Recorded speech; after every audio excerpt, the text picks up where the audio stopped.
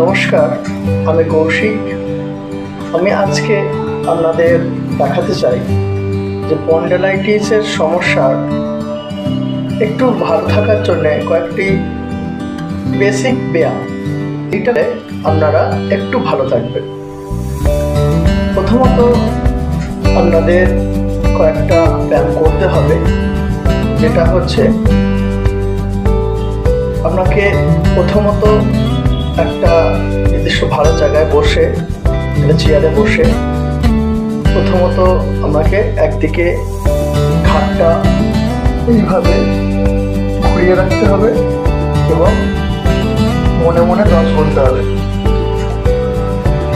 এরপর আবার সোজা হয়ে একটু রেস্ট নিয়ে আবার এইদিকে 10 মনে মনে গুনতে হবে।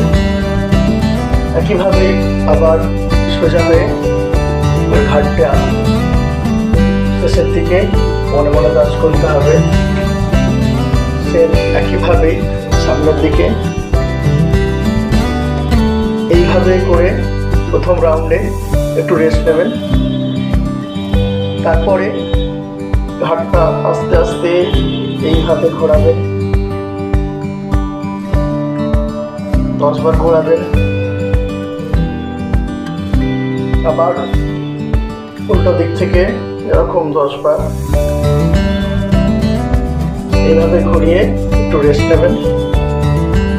নেক্সট হচ্ছে আপনাকে এইভাবে কানের সোজা হাত দিয়ে চাপ দেবেন, একটু ঘাড়ে ঠিলবেন। খেয়াল রাখবেন যাতে মাথাটা সরে যায়, একভাবে ফিক্সড থাকবে মাথা, কিন্তু একটু প্রেশার দিতে হবে।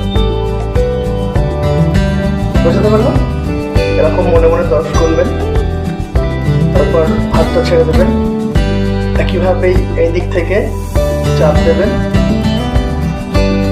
মনে মনে 10 গুনবেন, ছেড়ে দেবেন। এই দিক থেকে এরকম চাপ দেবেন, 10 গুনবেন। মাথায় 2 হাতে করে চাপ দেবেন, দেখবেন ঘাড়টা এদিক ওদিক ঘুরে যায়, ফিক্স থাকবে। 10 গুনবেন। একইভাবে কপালে প্রেশার দেবেন, কপালে, কিন্তু ঘাড় ঘুরবে না, সরবে না, এরকম থাকবে। তারপর মাথায় এইভাবে চাপ দেবেন।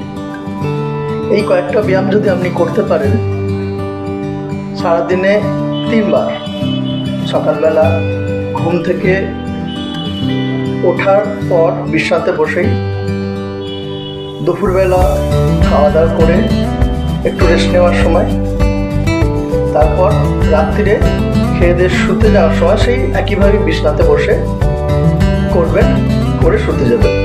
এইভাবে যদি আপনি প্র্যাকটিস করেন, আরও কিছু ব্যায়াম আছে যেটা পরের বারে দেখাবো, নেক্সট ভিডিওতে দেখাবো।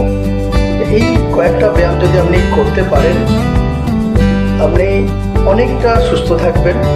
এরপর তো আপনাকে ওষুধ খেতে হবে, আরও ব্যায়াম আছে করতে হবে।